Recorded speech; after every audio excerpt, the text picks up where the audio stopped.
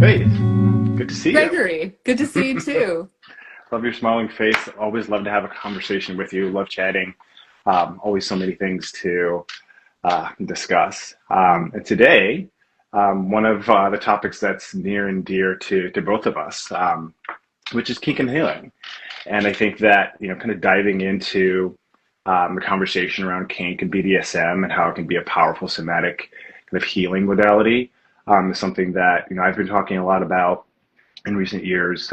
I know that's one of the things that you and I kind of first uh, found some mutual ground as far as like the work that we do, the coaching that we do. And I'd love just to have spend a little time today talking about a little about who we are and more about this conversation about kink and healing. How does that sound for you today? Sounds great. Let's dive Great, in. great. So for me, I have, spent many years on my healing journey. And I would say that a big chapter for me was really understanding how I could kind of look at um, my emotional well-being, my physical well-being, my energetic well-being when it comes to um, you know, my connections with others, my connections with myself, and in the framework of kink and BDSM. Um, for me, when I first started out, I really thought that kink and BDSM was kind of for a different um, segment of the population. I really felt Yeah. like it was for people that had a different experience or were into different things. And when it came into my awareness, those are kind of my initial reservations that it was for different people. And I I had think a that's coach. really common. Just to Yeah. say, just to speak it, it's so common that it's an easy segment of the population to other and to Hmm. feel like I don't belong there. That's not me. Yeah. Absolutely, absolutely. And so for me, when I had the, and I can talk a little bit more about this later, is when there was a really powerful practical application of something that was like really present for me in my life, something I was really struggling, and then had a kind of kink solution for it. Um, then I really started to see that, yeah, this isn't just for this type of fun or this type of person, that it really could be for anyone. Yeah. Yeah. How about you? How did kink and BDSM come into your kind of awareness? Yeah. Well, for me, it started, I mean, it started sort of similarly, I would say, for probably many people, which was reading Fifty Shades of Grey and being enthralled and being Mm, like, this is so yummy. mm, Aspects. Like now that I look back, and I'm way more educated, I'm like, there's some cringe element to it. But when you just take like the essence of some of what that series brings, it thrilled me. And mm, I just was like, oh, I want that. And it was years, years would go by before I actually gave myself permission to explore, train, and get educated in what it was. And it was cancer that was the catalyst for giving myself permission to dive into what I was curious about. Back in 2022, I was diagnosed with stage 4 colon cancer. And that was a real wake up call. And, my mortality was staring me in the face. And with that question, or with that sort of like, with that knowledge, like, Faith, you're going to die. mm-hmm, A new question dropped in, which was, so how do you want to live? mm. And Yeah, it's the answer powerful. was right there. The answer was, I want to live erotically, passionately, free. And I want to explore the things that turn me on. And Mm-hmm, my partner is not kinky. So how do I do that? mm-hmm, And that was the beginning of the journey. My husband is still not kinky, but I've learned that it's entirely possible to explore the world of kink and do it in a way that can honor the agreements that you have in your partnership and be in that zone of full consent for both mm-hmm, you and your partner and whoever you might also be playing with. mm-hmm. That's really powerful. To be able to have that awareness that there can be a framework for you to be able to explore safely, to be able to explore in a way that your needs are met, but also has continuity with the rest of your life, which I think is something that a lot of people get wrong. Mhm. In your opinion, what are some of the other things that people might get wrong about kink?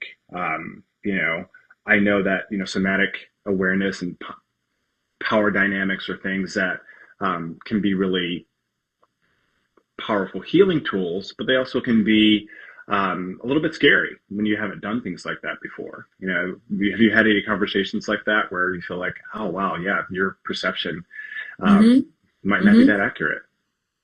Yeah, absolutely. So there's a couple things that came to my mind right away when you asked that Mm-hmm. question. And the first thing is kink is not always sexual.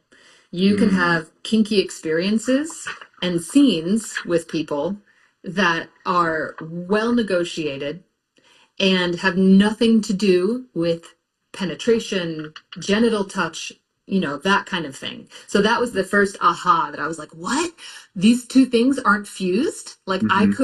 I could decouple them and have kinky experiences and not have sex, like sex be part of it. Amazing. And the other thing that comes to mind as like a misunderstanding about the world of kink is I think a lot of people perceive it as being all about pain and punishment and intensity. Mm, And that is a facet, like those aspects are a facet of kink, but it's not the totality of kink. mm-hmm, And mm-hmm, one of the things that I learned that just really touched me at a deep level that I just was so grateful for is that when you're working with somebody who is a seasoned practitioner of conscious kink, you're trained to establish a field of safety for the mm-hmm, nervous system. mm-hmm, Because the safer your body and nervous system are, the deeper you can go. And so, this ability to negotiate boundaries, the ability to articulate your desires clearly, creates a field of safety. And then when we go into a scene with a partner that we trust and that we know has our back, whether we are the one leading the scene as the top or the one following the scene as the mm-hmm. bottom or the submissive, it's a tremendous experience to be able to play and create that safety. And then there's a whole world that opens up from that place. Absolutely. One of the things that, as you talk about creating those containers and developing the skills that you need to incorporate in creating a scene, communicating your boundaries, communicating your fears, communicating your desires. One of the things that I've talked a lot about when it comes to somatic kink is these practices are great for creating a safe container, but these are also practices that are great for creating wonderful relationships and being able to kind of hone those skills with your partner, whether it's a romantic partner or maybe just your kink partner. I think it permeates the just rest of your life. And that's one of the things that I learned early on when I started exploring conscious kink is how much my ability to communicate inside and outside of kinky spaces. Yeah. Another thing that for me that really stood out about what you said was um, that kink doesn't necessarily mean sex. And what I've noticed is more often than not, it doesn't. We have a local dungeon here in Chicago where I live, and actually it's in my neighborhood. And I remember visiting it early on in kind of my kink explorations. And one of the things that I was most surprised about is you went and people were having all kinds of different scenes and experiences, and no one was having sex. It was kinky, it was sexual, it was sensual. Mhm. And I think for me, that helped some doors open into how I can experience intimacy with someone and it not always include penetration. And I Mhm. think that's been one of Mhm. the most powerful things that for me, I've learned that, I got, and I definitely got that wrong starting out. Mhm. Yeah. Mhm. Yeah. Yeah, I mean, for me, I had the same experience. I went to a kinky comedy show here in town back, when I was going through chemotherapy on my first Hmm. dance with cancer. And I had my chemo pump attached to my clothes underneath my outfit. And I was like, I am devoting this period of my life to pleasure. So I have cancer. I had surgery. I'm going through chemo. I am going to dedicate myself to pleasure, capital P pleasure, whatever that looks like. Hmm. And a big part of that pleasure for me was giving myself permission to learn about kink and to Mm. explore. And so at this kinky comedy show, I was watching somebody on stage who practiced shibari, the Japanese Okay. art of bondage. And Hmm. he was talking, and as he was talking and describing scenes, it dawned on me, he's not having sex with this partner. He's not Mm. tying her up naked. She's got clothes on. They're friends. Is more possible than I thought. Like it was like, Mm. and so it was like little by little talking to my husband and being like, hey, would you be okay with me getting tied up? With, or actually, I didn't start with that. Are you okay if I invite this guy out to tea to ask him if he'd be open to tying me up in a sensual way Hmm. without expectations of sexuality and with clear boundaries? And my husband was okay with that. And so that Hmm. was the beginning of realizing, like, oh my gosh, there's an entire world here that I get to play in. Hmm. Hmm. Yeah. Absolutely. I mean, and whatever your relationship style is, whether you're polyamorous, you're monogamous, or exploring something in between, one of the things that for me really opened up when I started exploring kink and BDSM is that it wasn't this kind of big step into having like another relationship with someone, having a scene and being able to say, like you said, I really would like to have a sensual experience. I want to be tied up. I want to go into subspace and I want to have feathers on my neck or hot wax, whatever it might be. Mm-hmm. And, and that be the ends, not as a kind of foreplay to something else. Like you really want to experience just those things. And for me, being able to make that delineation in a situation where I felt limited before I really understood kink and BDSM, like you said, it opened up a whole new world of experiences, of pleasure, of connection, of intimacy in a way that I just didn't even know it was possible. Mm-hmm. Yeah. Yeah, yeah. Agreed. Agreed. So you talk about, or we talk about kink, and the way that I define kink is a sexual experience, a sexual preference that's outside of like the vanilla, and that would be considered something. This is off mainstream, but like that's my thing. Mm-hmm. In your opinion, what would you to like add consciousness to that? How would you define conscious kink as opposed to Mm-hmm. just kink? Mm-hmm. Yeah, that's a really good question. So, to begin with, I'm gonna share Jaya's definition of kink. And so she's the Okay. creator of the erotic blueprints. Hmm. And in her world, this is my favorite definition of kink. Hmm. It's being turned on by the taboo. Okay. So that's the umbrella overarching Hmm. sort of thing that she describes as kink, like that thing that you shouldn't be doing or that's a little bit like but Hmm. you're turned on, that's Yeah. kinky. And Yeah. whatever that thing is, it doesn't really matter. It's just the dynamic of like, oh, we shouldn't be doing this. Oh God, Hmm. that's so hot. And Hmm. for some people that's exhibitionism. For some people it's doing it with the lights on. For other people it's getting tied up or tying up. It can take an infinite number of forms. Um, and that's the beauty is that like the arousal is linked with the taboo.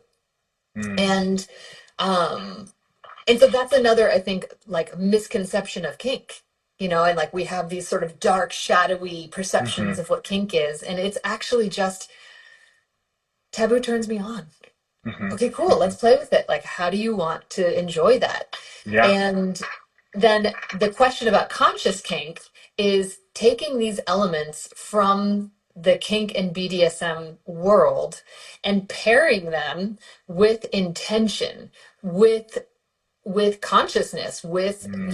that sense of like, ooh, what's possible? I'm Hmm. here to transform. I am here to move some energy. I am Hmm. here to be with what is so in my body and have a cathartic experience, to have Hmm. a release.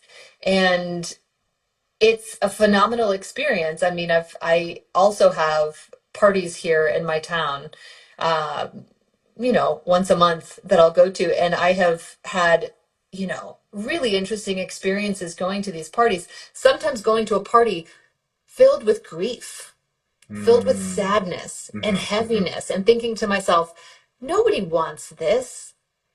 Like those thoughts that kind of like, mhm, I mhm, can't show up to a kinky space with this. And then but then having another voice coming in and being like, just come as you are and mhm, just bring you. Because conscious kink is about being with whatever is so inside of our beings in that mhm, moment, and then meeting it with a partner, and creating a safe space for a release. And so mhm, that particular night that I was feeling so sad and so much grief, I connected with the host of the party, who really likes intense impact. mhm, And she just, she's what we would call a heavy bottom. Like she wants intensity. mm, And I am not one of those big, strong, beefy dudes who can just wail on somebody for a very long time without tiring. Like I've got mhm, a limit. But mhm, what was beautiful about that night was, negotiating a scene with her where she was receiving and I was giving. I was the top. And she gave me permission to pour all of what I was feeling out into her in a physical way. And so being able to mhm, have this somatic release mhm, of that energy and let it move through me instead of just staying stuck and stagnant like I think mhm. I might normally, if I'm in that sort of grief space. My first instinct is to just cocoon up and go into a cave. And there's lots of ways to meet grief. And Mhm, that night I met it with pouring it out and mhm, giving it through high sensation and intensity and being the impact top. And at the end of the scene, I remember thinking to myself as I was like, working on her, oh my gosh, I've reached my limit. I can't go anymore. mhm. And so I gave what I was able to give, and I brought myself to the edge of what I was capable of. Yeah. And when she was coming back and transitioning back into this world from that space you talked about, subspace, which is an alternate state of consciousness, Mhm, when you're in a scene and somebody takes you somewhere else. mhm, And it's like you're on psychedelic drugs, but it's mm, not. You're on the endogenous drugs of your own body. And she started coming back and she sort of like opened her eyes blearily and she was like, I know that life is hard for you right now and that you're experiencing a lot of pain, but I have to tell you that if going through all of that pain, was what it took for you to give me what you just gave me, then it was worth mm, it. mm, And she just received my uh the fullness of my intensity and my emotional depth with so much love and gratitude that I was like, okay, so this is what conscious kink is about. This is what It's conscious about kink is about. moving energy. It's about meeting ourselves where we are and then really having an intimate experience with our partner that can transform us and transmute what it is that we're going through. Hmm, hmm. Thank you for sharing that. That's a beautiful example. I think for me, conscious kink is very much about moving energy.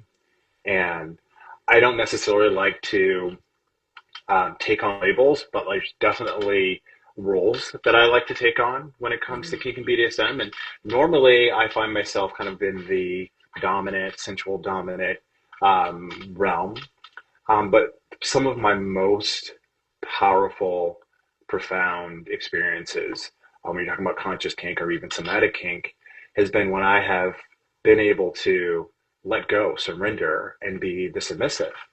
Mhm. And I can think back to, I've had many experiences over the years now, but a really powerful experience that I had maybe about a year ago was when I was having a really, really challenging time in life. I was going through a lot of transitions, relationship transition, career transition. I was moving cities, and everything just felt really hard. I was having a lot of insomnia, couldn't sleep, was having a lot of trouble focusing, and I just like was in my head all of the time.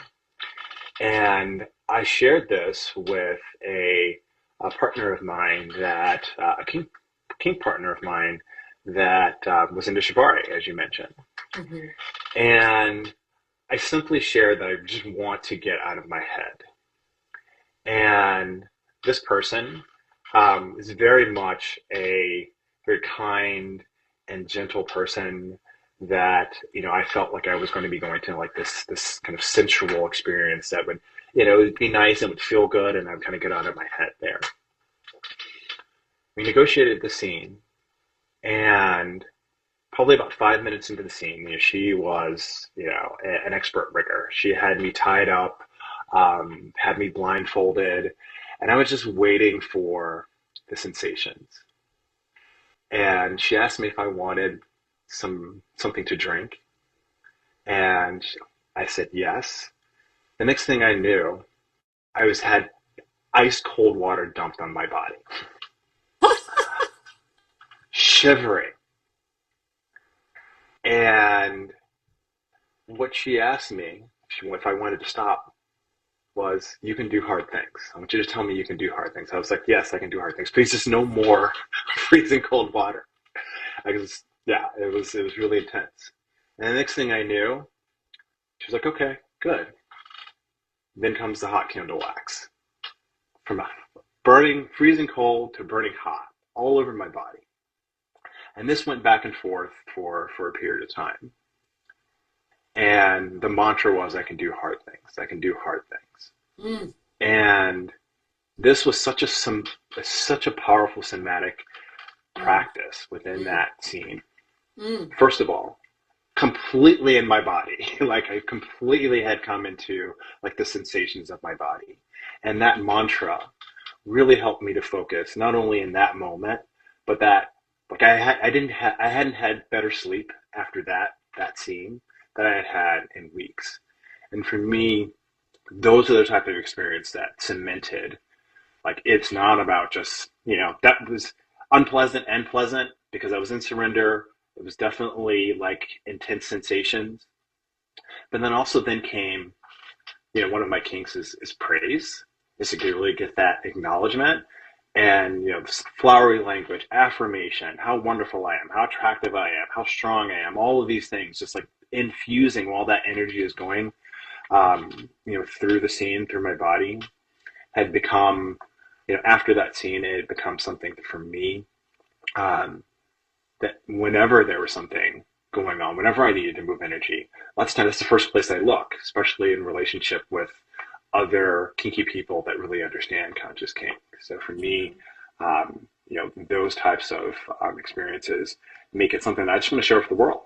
Yeah. And I know, it sounds like you wanted to say something. Want you to share? Yeah, yeah. Yeah. I just wanted to reflect back.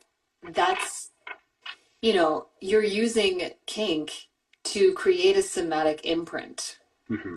of a new belief system. And there's something really powerful about working at the level of the body Mm-hmm. to change patterns. And that is exactly what kink do. It's a kinesthetic art. It can also be a psychological art too. But in a lot of these, experiences, there's a physical component to it. And I love that mantra. I can do hard things. And your Mm-hmm. body just continuing to layer on, I can do hard things. I can do hard things. I can do hard things. And I think that, one of the things that I feel passionate about is not only like destigmatizing kink and educating people into what is possible in the realm of kink, but also like taking it to the spiritual realm, which Mm-hmm. is, I would say, in the same vein as conscious kink.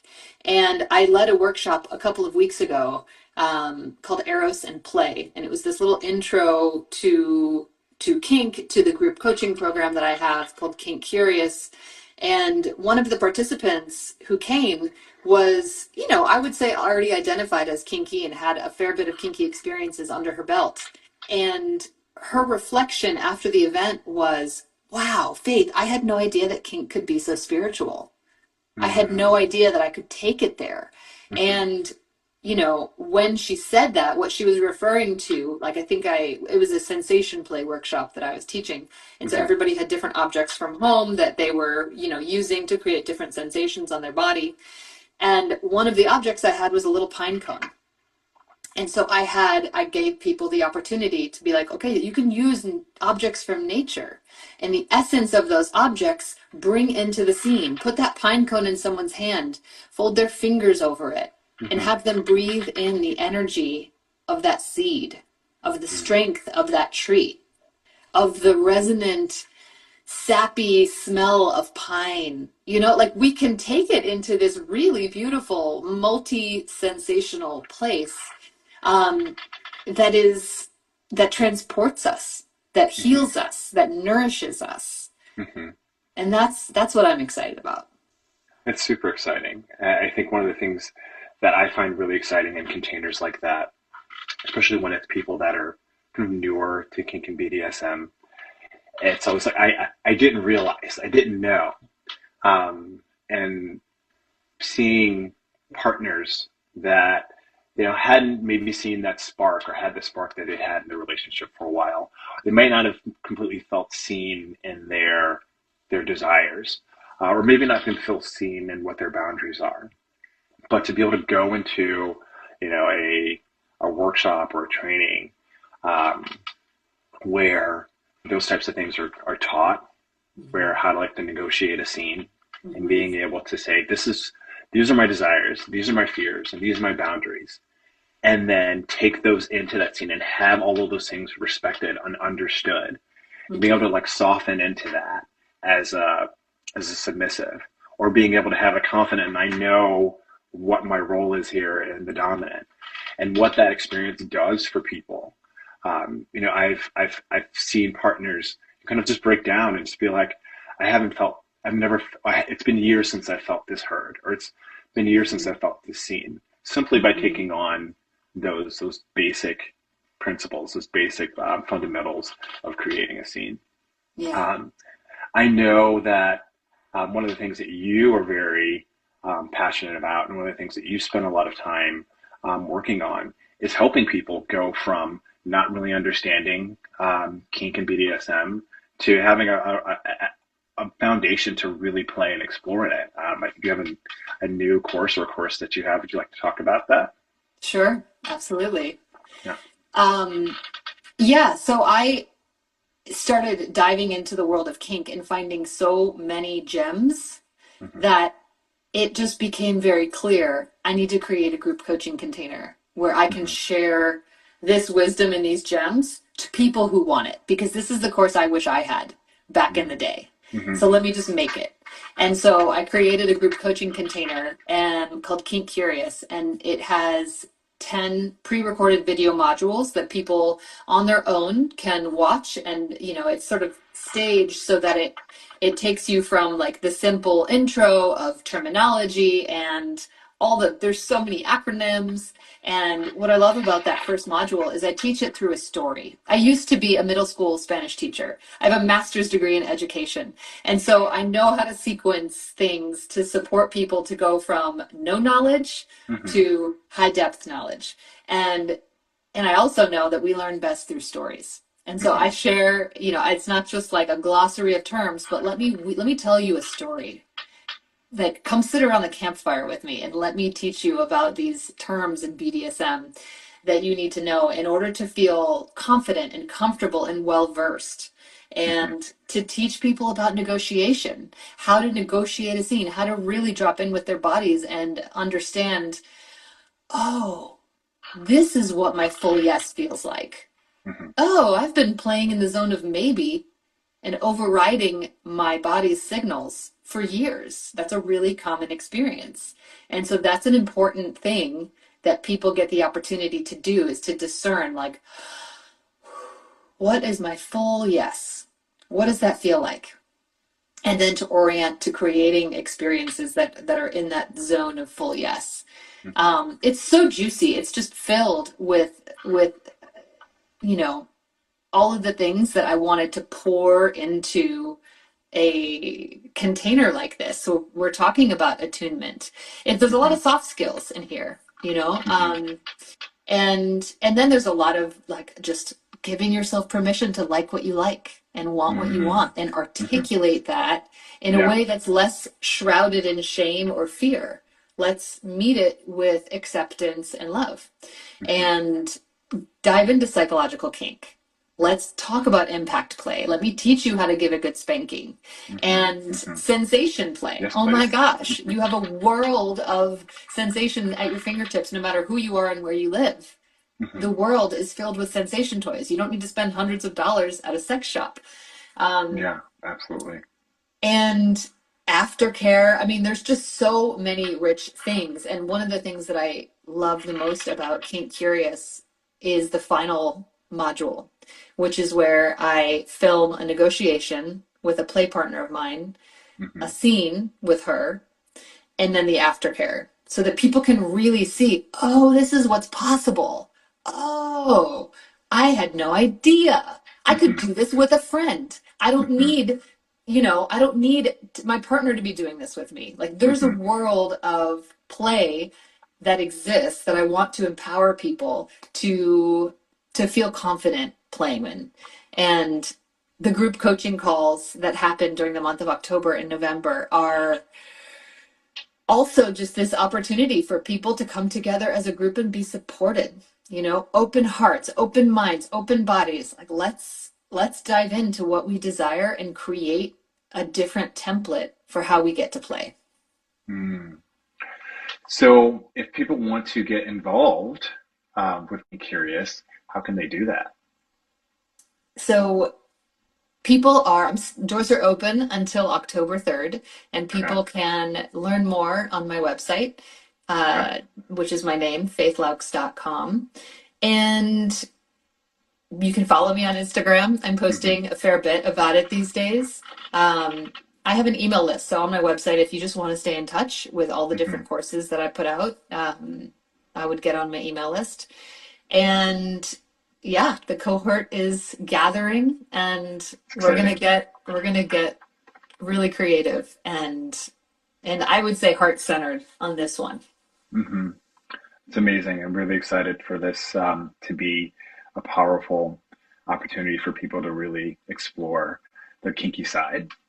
And before we close today, I wanted to ask if what are the top questions that you get from people about Kink Curious? Like, what are the things that people are curious about? Like, what are the things that they might be concerned about, or things that they might be really excited about, or just get wrong about it? Yeah.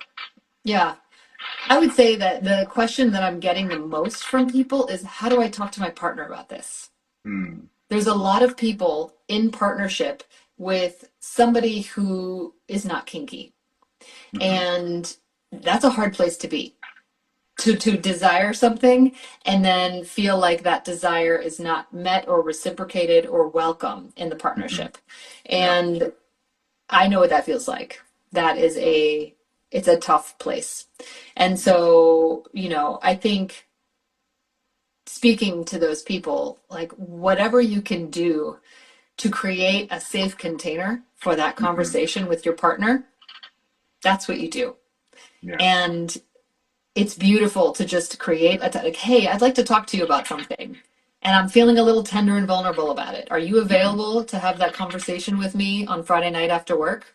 hmm And not just springing it on them, like when you're both tired, like really create a beautiful space to have this conversation. And, bringing that yearning, like I yearn to have more, whatever it is that you yearn for, hmm and just being honest. I think that that goes a long way with people. Yeah. Communication's the key, right? And Yeah. being able to create a space where it's not um, where it's not so intimidating, where it's really sharing from the heart, sharing what you need, what you desire, and being able to co-create something together. It's really Yeah. beautiful. Mm-hmm. Mm. Hmm. Faye, thank you so much. This has been a great conversation today. Really My pleasure. fantastic. Yeah. Yeah. Thank you for Let's having me. Of course. Let's definitely do this again sometime. I really want to hear how it's going, how it went here in the future, and yeah, we'll talk again soon. Sound Sounds good? good. Sounds Fantastic. great. Thank you everyone that joined us today. Really appreciate your presence. It's really supported our conversation. Thank you.